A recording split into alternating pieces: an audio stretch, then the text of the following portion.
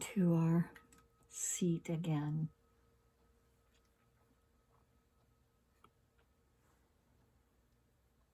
Something that seems to always pop up in my mind as I'm out driving about or anything really is this idea of perception that in the five, when the Buddha gave his very first talk and he talked about craving and tanha, clinging, and in describing the Four Noble Truths in that first sermon, he talked about in short that the five aggregates of clinging are suffering. And the five aggregates of clinging are the material form, or the word is rupa in Pali. And then there's the feeling tone of Vedena. So that's like attention to the body, and then attention to feeling, like pleasant and unpleasant and neutral. And then there's perception, sanha. And mental formations, that's sankhara. And then consciousness, which is vijnana.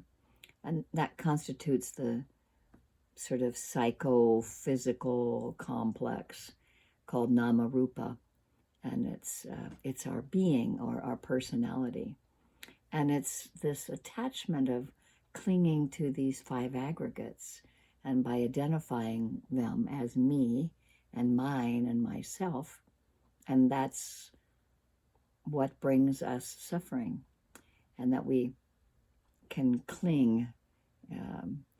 That in the Buddhist literature, there's upadana, meaning the fuel, and it refers to clinging or attachment or grasping.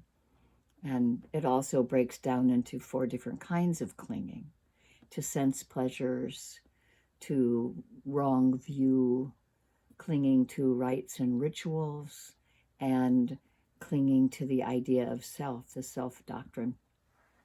I only thought about this today. I think about it a lot because I notice how quickly my mind reacts and immediately perceives something. When we're sitting, and I oftentimes mention when we open our eyes that to start noticing with mindfulness what starts happening, because we start perceiving things. We've opened the eyes, and then we look, and then we have usually opinions and things that come right to the surface. And it was really driven home to me today when I was driving out to PIMC this morning, and I'm driving along 52nd, and first there's this teeny tiny cottage, and the first thing that I see is a long sidewalk a long walkway that goes from the sidewalk to the house, covered on each side with tulips, brilliant colored tulips on both sides of the sidewalk. And, first I see, and there's these bright colors, and then I immediately have an opinion.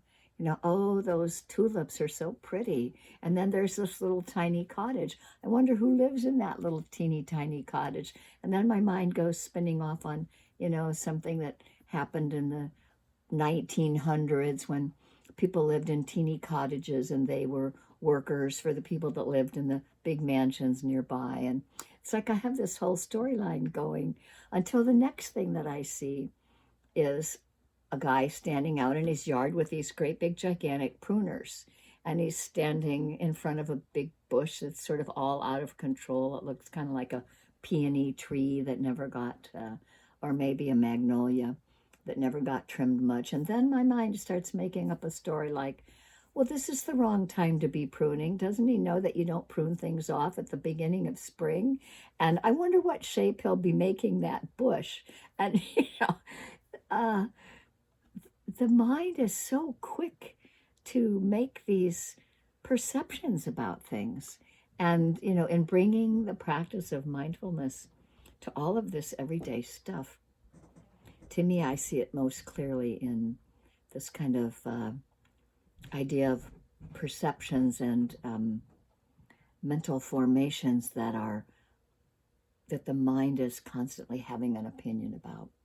Then I get to PIMC and I'm sitting, and it's there at the beginning. There's like 20 minutes of difficulty with technology, and so we're all sitting quietly while the person teaching and the person doing the tech support are trying to troubleshoot with another person on the phone. And so I didn't have too much judgment about that. I was just managing to be quiet and kind of saying, well, I hope everything goes okay. But I didn't have a lot of judgment about it until in the middle of the Dharma talk, someone needed to quietly get up and walk out to the bathroom.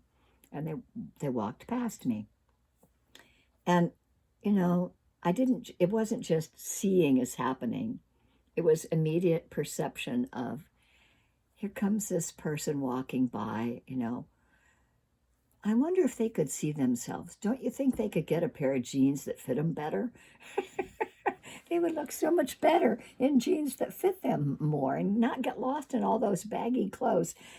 So, the what the mind just does over and over again of perceiving something immediately and then having judgments about it, and then what happens in the mind and how that causes, because I'm clinging to wanting something to be a certain way or not wanting it to be another way, I am reinforcing this clinging to the five aggregates of and identifying with them as me and mine and myself, and having, a whole myriad of what I then judged myself as thinking as, superfluous thoughts about, uh, nothing, where if in fact I have mindfulness present, I mean,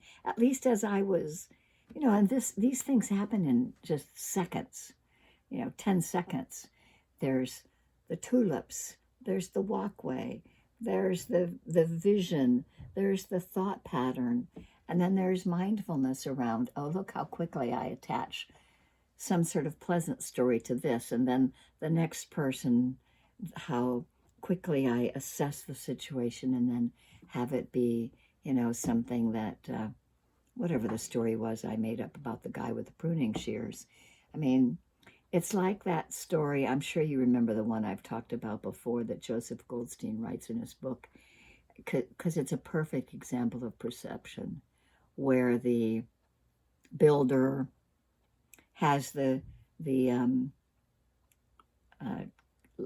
kind of what were they? It's not squeaking, not squawking, but anyway, these sounds in his basement.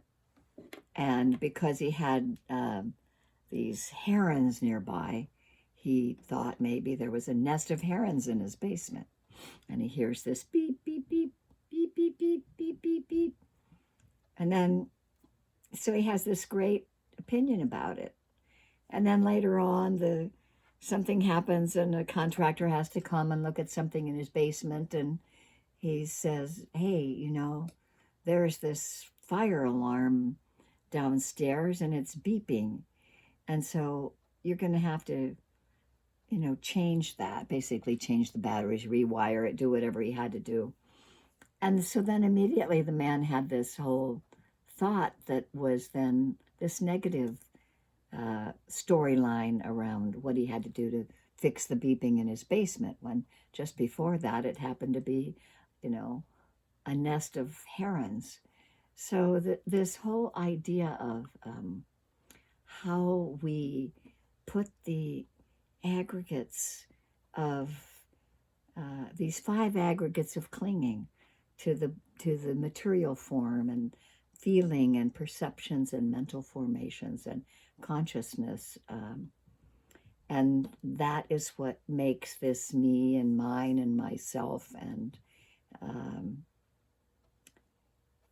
it's the very first thing that the Buddha talked about, that craving and clinging. And so it takes this, there are these mental powers of, we notice when there's desire or will to act.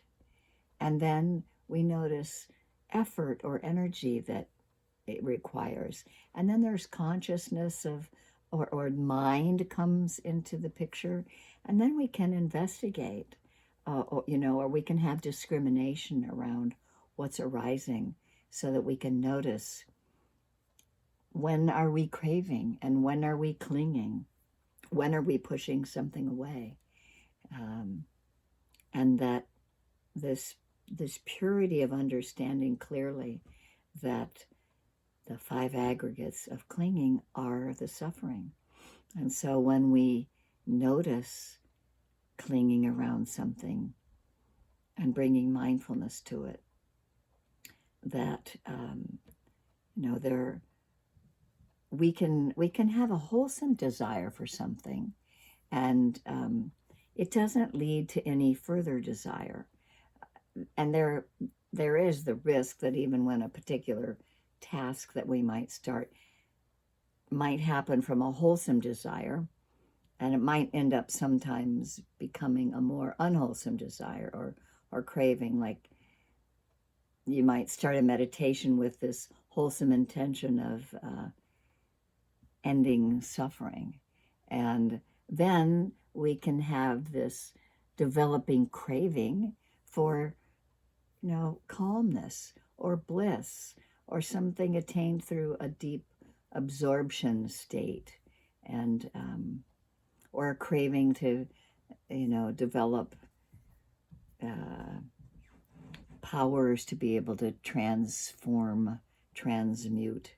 And so, but there is the ability to have wholesome desire to see clearly what's happening in the present moment, or a wholesome desire to allow the mind to go toward some of the enlightenment factors, or the understanding or remembering of the Eightfold Path, or things where the mind can dwell on the Dhamma. So that's kind of really all I was thinking about today, and having some conversation on how strong our perceptions are, and how quickly our judgments and conversation come up, and then how much of our practice do we notice from time to time that we can just bring to what's happening in this daily moment while we're walking down the street or driving down the street, or how quickly I might have a negative opinion about someone I see, and then bringing mindfulness to it without judging about it, of just saying, okay, there's judgment around it. How does that feel in the heart and mind? How does my mind feel when that's happening? Am I clinging to something, thinking it should be some way I want it to be? What's happening in the heart and mind right now? That's why I ask sometimes in our meditation is, what's the attitude of the mind?